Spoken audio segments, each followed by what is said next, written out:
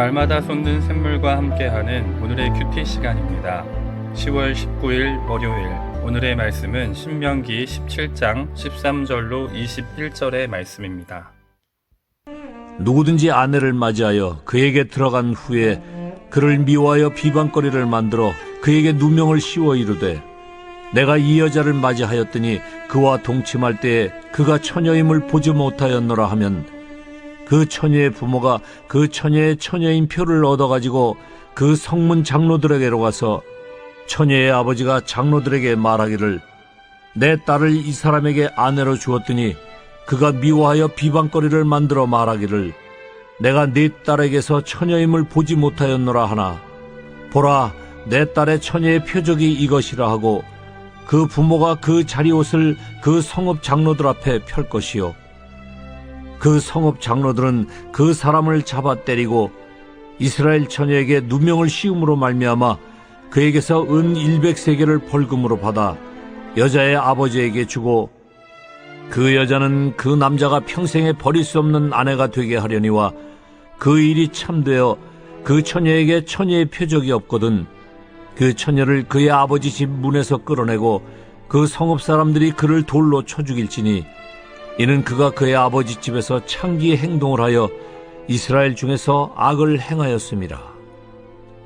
너는 이와 같이 하여 너희 가운데서 악을 제할지니라. 새로운 아침입니다. 아도나이, 하나님은 내 삶의 주인이십니다. 우리는 신명기에 나타난 모세의 두 번째 설교를 들었습니다. 모세는 두 번째 설교 전반부에서 십계명을 중심으로 일반적 율법을 서술했고 후반부인 12장부터는 의식법, 시민법, 사회법 등 세부적인 법들을 설명하고 있습니다. 오늘 말씀은 가나안 땅에 정착한 이스라엘 남자와 여자의 혼인 관계를 다루고 있습니다.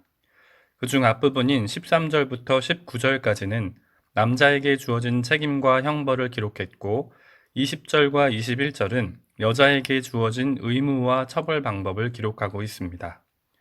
본문 속에서 우리는 직접 예수님에 대해서 보거나 듣지는 못했지만 우리는 본문이 신랑 되신 예수님과 신부된 교회의 관계를 그림자처럼 설명하고 있다는 것을 알고 있습니다. 오늘 말씀을 통해 세상과 구별된 예수님의 순결한 신부로 살아가는 저와 여러분들이 될 수 있기를 소망합니다. 본문 13절은 부부관계의 시작과 동시에 벌어진 비극을 설명합니다. 하나님께서 맺어주신 부부관계는 서로가 부모를 떠나 한 몸을 이루는 관계로서 하나님께서 짝지어 주셨기에 사람으로서는 나눌 수 없는 관계입니다. 남자와 여자가 혼인을 통해 한 몸과 하나의 가정을 이루는 비밀은 죄악된 이 땅에서 그나마 유일하게 삼위일체 하나님의 연합관계를 형상하고 있는 관계입니다. 그런데 오늘 우리가 살펴본 본문 13절은 남편이 그런 관계 속에 한 아내를 맞이했지만 이내 그녀를 미워했다는 사실을 전제하며 이야기를 시작합니다. 본문은 마치 후에 다윗의 자식들 가운데 이러한 문제로 발생할 범죄까지 미리 내다보고 있는 것처럼 보입니다.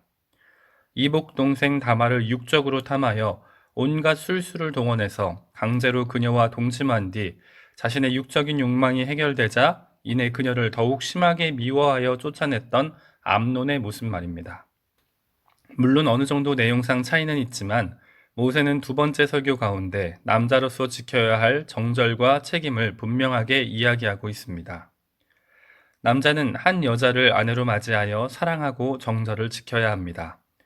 그리스도께서 교회를 사랑하여 자신을 주심과 같이 남자는 자신의 아내를 사랑하고 아끼며 지켜주는 것이 선한 하나님의 뜻입니다.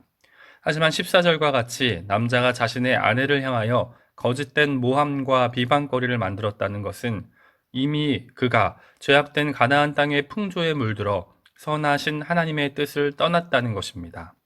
그래서 하나님께서는 연약한 여자를 지키고 여자가 속한 가문의 명예도 회복시키기 위하여 18절로 19절의 법조항들을 제정하게 하셨습니다.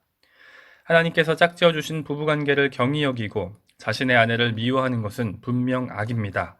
따라서 자신의 아내를 향한 정절과 사랑을 잊고 그녀를 모함할 경우 다음 세 가지 벌을 받게 하셨습니다. 첫째, 죄질에 따라 최고 40대의 태형을 가하는 것.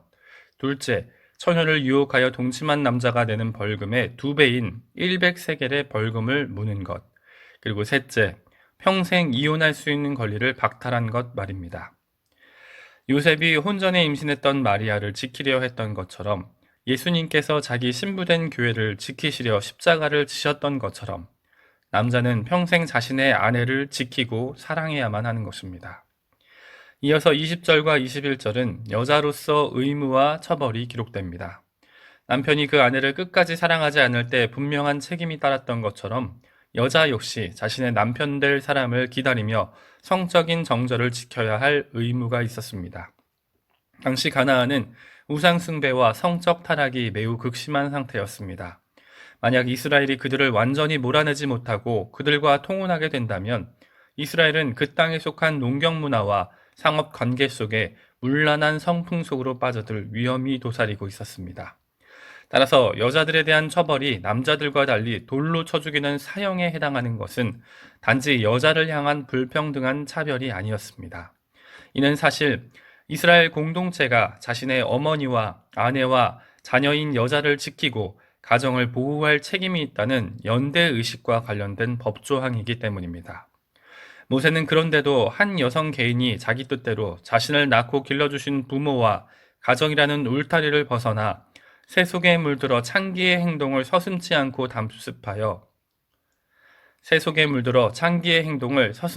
답습하여 이스라엘을 성도덕이 문란한 공동체로 변질시키게 된다면 그녀는 마땅히 죽여서 이스라엘 가운데 악을 제거해야 한다는 것입니다.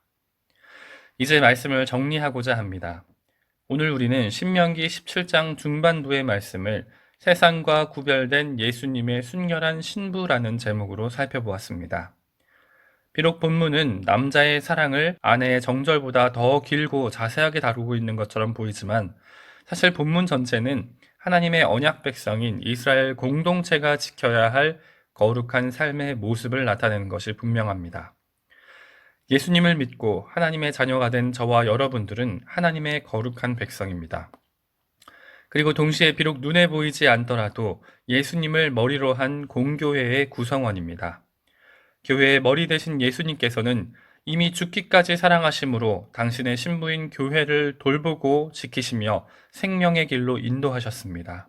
그리고 이제는 신부된 우리, 아내인 교회에게 마땅히 가나안 속에서 세상 속에서 구별된 하나님의 자녀답게 살기를 요구하고 계십니다.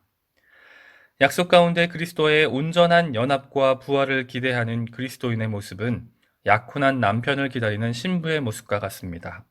순결한 신부가 되기 위하여 우리가 할 수 있는 유일한 방법은 우리를 거룩하게 구별하신 아버지 하나님께 속해 있는 것입니다. 비록 예수님께서 우리의 생각보다 더디 오실지라도 우리는 인내와 끈기를 가지고 신랑이신 예수님을 바라보고 기다려야 할 것입니다. 오늘 하루의 삶, 그리고 한 주간의 삶 가운데 세상과 구별된 예수님의 순결한 신부로서 살아가는 저와 여러분들이 될 수 있기를 간절히 소망합니다. 함께 기도하겠습니다. 하나님, 벌거벗은 몸으로 피투성이가 되어 발짓하는 우리의 모습을 보고 너는 피투성이라도 살아있으라, 다시 이르기를 너는 피투성이라도 살아있으라 말씀해 주셔서 감사합니다. 세상의 유혹 속에 육신의 정욕과 안목의 정욕과 이생의 자랑 속에 죽어 마땅한 죄인을 하나님의 자녀로 삼아주시고 거룩한 신부로 불러주시니 감사합니다. 이제 남은 우리의 인생을 그리스도의 영광을 위해 살기를 소망하오니 우리를 주님의 거룩한 신부가 되게 하여 주시옵소서. 모든 말씀 감사드리며 나의 구원자와 신랑 되신 예수님의 이름으로 기도합니다. 아멘.